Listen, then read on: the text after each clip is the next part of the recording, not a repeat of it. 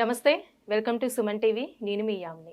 ప్రస్తుతం మనతో ఉన్నారు ప్రముఖ ఆధ్యాత్మికవేత్త, ప్రముఖ జ్యోతిష వాస్తు పండితులు, బ్రహ్మశ్రీ డాక్టర్ నాయకంటి మల్లికార్జున శర్మ గారు ఉన్నారు. వారితో మాట్లాడదాం. నమస్కారం. నమస్కారం అమ్మా. గురుగారు, మనకి కనుమ కూడా ఉంది కాబట్టి ఇంకా లాస్ట్ అసలు ఎలాంటి నియమాలు పాటించాలండి? ఎలాంటి రాశుల వారికి బాగుంటుంది అసలు?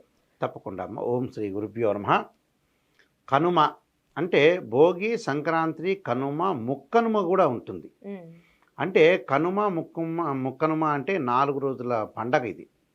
అయితే ఇక్కడ ఏదైతే కనుమ రోజున ఈ కనుమ, ముక్కనుమ రోజుల్లో ఏం చేస్తూ ఉంటారంటే సహజంగా వ్యవసాయదారులు, రైతులు మనం సహజంగా మనం వ్యవసాయదారులందరూ కూడా ఎంతో పంట పండిస్తుంటేనే సిటీలన్నీ కూడా కళకళలాడుతుంటాయి. రైతులు అక్కడ ఏదైతే పంట పండిస్తుంటారో ఇక్కడ ప్రజలందరూ కూడా ధనాన్ని తినలేరు కదా, పంటనే తినాలి కదా.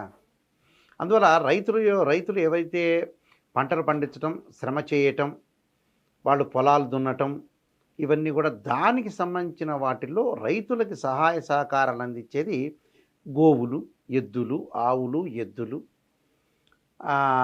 మనకి తోడ్పడుతుంటాయి. అంటే ఈ కనుమ రోజున ఏదైతే భూతదయ అంటారు, అంటే మాతృయజ్ఞము, పితృయజ్ఞము, అలానే దేవయజ్ఞము, బ్రహ్మయజ్ఞము, పితృయజ్ఞము, భూతయజ్ఞం ఉంటుంది. అంటే భూతం యొక్క అంటే ఏదైతే జంతువుల యొక్క దయ అనేది ఉండాలి. అంటే భూతదయ కలిగిన వాడు మనిషి అని అర్థం. మనం ఇంటి దగ్గర బియ్య పిండితో ముగ్గేస్తాం, ఏదో చీమలు వచ్చి తింటాయి, అది భూతదయ. అలానే ఆవులు, గేదెలు ఇలాంటివన్నీ కూడా ఉంటాయి. అవన్నీ కూడా ఎంతో శ్రమ కూర్చి చాలా రోజుల నుంచి కూడా మనకి ఆ వాటిల వల్లే మనకు ఆహారం అనేది వస్తుంది. అంటే ఆ వాటి వల్ల ఏదైతే ఆహారం అనేది వస్తుందో ఆ ఆహారాన్ని మనం ధనం తినలేం కదా. ధనం మూలం మెదం జగత్ అంటారు కానీ ధనాన్ని తినలేరు. అందువల్ల ఏదైతే మనకి పశువులు, పక్షులు ఇవన్నీ కూడా తోడ్పడుతుంటాయి. అంటే పంట వేసే సమయానికి కొన్ని విష జంతువులన్నీ కూడా వస్తుండేవి. కొన్ని పక్షులు ఆ విష జంతువుల్ని ఏదైతే తినటం వల్ల మనకి ఆ పంట అనేది సకాలంలో వస్తుంటుంది. ఈ మకర సంక్రమణ పుణ్యకాలంలో చక్కగా ఎద్దులు శ్రమ చేసి ఉంటాయి, కష్టపడి ఉంటాయి, మనకు సహాయపడి ఉంటాయి. ఆ సహాయము ప్లస్ పాలు కానీ ఏదైనా సరే మానవుడికి తోడ్పాటు అనేవి జంతువులు చాలా తోడ్పాటున్నాయి. మనిషి ఒకళ్ళకి సహాయం చేయలేని స్థితి ఉండొచ్చు, కానీ చెయ్యరు కానీ కొంతమంది. కానీ జంతువులు ఎంతో నమ్మకమైంది. అంటే ఏదైతే ఆవులు, ఎద్దులు, బర్రెలు కానీ పక్షులు కానీ ఇవన్నీ కూడా భూత దయ ఉండాలి మనకి. ఈ రోజున మనం అన్నం తింటున్నామంటే వాటి యొక్క దయ అని చెప్పొచ్చు. రైతు శ్రామికులు, కర్షకులు, కార్మికులు, రైతులు వీళ్ళందరూ కూడా ఎంతో శ్రమ చేస్తేనే మామూలు విషయం కాదు ఇది. పంట పండించడం అంటే రైతులు మామూలు విషయాలు కావు. ఒక సిటీలో వ్యక్తి ఒక గడ్డపేర కూడా కింద వేయలేడు. గడ్డపార కూడా కింద వేస్తే దగ్గు వస్తుంది ఆటోమేటిక్గా. అంటే అంత శ్రమ చేస్తుంటారు. సరే, ఎవరి మేధస్సు వాళ్ళది. కొంతమంది తెలివితేటలతో ఉంటున్నారు, చదువుకొని మేధస్సుతో ఉంటారు. కొంతమంది శారీరక శ్రమని నమ్ముకుంటారు, బలాన్ని నమ్ముకుంటారు. ఒకటి ఎవరికి వాళ్ళదే. అయితే ఆ రోజున ఎద్దులకి చక్కగా అలంకరణ చేసి, ముక్కోటి దేవతలందరూ గోవులో ఉంటారు కాబట్టి వాటికి బొట్టు పెట్టి అలంకరణ చేసి పూలదండలు వేసి ఆవు పంద్యాలు, ఎద్దుల పంద్యాలు జరుపుతూ ఉంటారు.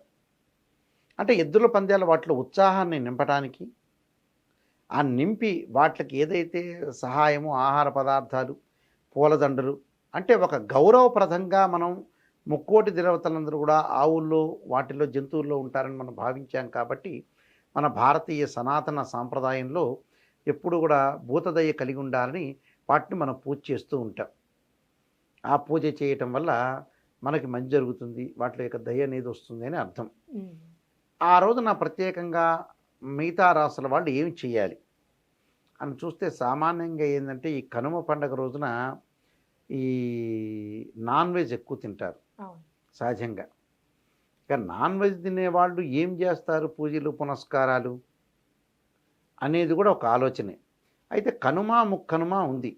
అయితే అవన్నీ తినకముందు భగవంతుడి యొక్క ఆరాధన చేసుకోవచ్చు. భగవంతుడి యొక్క ఆరాధన ఏ విధంగా చేయాలి అనంటే సహజంగా సూర్యభగవానుడితో సంచరించేది భోగి, మకర సంక్రాంతి, కనుమ. సూర్యభగవానుడు ప్రత్యక్షంగా మారిపోయి ఉంటాడు. గోచారీత్యా 3, 6, 10, 11 స్థానాల్లో సూర్యుడు ఉంటే అనుకూలంగా ఉంటుందని గోచారీత్యా. వీళ్ళందరూ కూడా ద్వాదశ రాసుల వాళ్ళందరూ కూడా ముఖ్యంగా మనం చెప్పుకోదా వృశ్చిక రాశి వాళ్ళు, అలానే ఇక్కడ సింహరాశి వాళ్ళు, మీనరాశి వాళ్ళు, మేషరాశి వాళ్ళు విష్ణు సహస్రనామం పారాయణం చేయాలి ఆ రోజున. అంటే సూర్యనారాయణ స్వామిని అనుకూలంగా ఉన్నాడు కాబట్టి ఈ రాసుల వాళ్ళకి సూర్యుని ఆరాధన చేయటం, విష్ణు సహస్రనామం పారాయణం చేయటం, అలానే విష్ణు సహస్రనామ పారాయణంతో పాటు ఉదయం పూట ప్రాతకాలంలో, అంటే ఇంకా మిగతావన్నీ వాళ్ళ కాలకృత్యాలు మారిపోతాయి అనుకోండి ఆ రోజున, కానీ ఉదయం పూట విష్ణు సహస్రనామ పారాయణం వాళ్ళకి కొంత వరకు చేయాలి.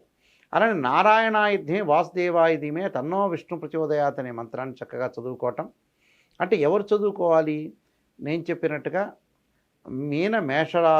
మీనరాశి వాళ్ళు, మేషరాశి వాళ్ళు, వృశ్చిక రాశి వాళ్ళు, సింహరాశి వాళ్ళు విష్ణు సహస్రనామ పారాయణం చేయాలి.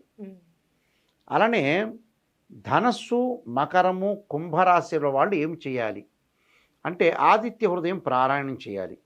ఆదిత్య హృదయం పారాయణంతో పాటు చక్కగా జపాకుసుమ సంకాశం కాశ్యపేయం మహాదుతిం తమోరం సర్వపాపగ్నం ప్రణతోస్మి దివాకరం. అంటే ధనస్సు, మకరం, కుంభరాశి వాళ్ళు. అలానే వృషభ, మిథున, కర్కాటక రాశి వాళ్ళు ఏం చేయాలి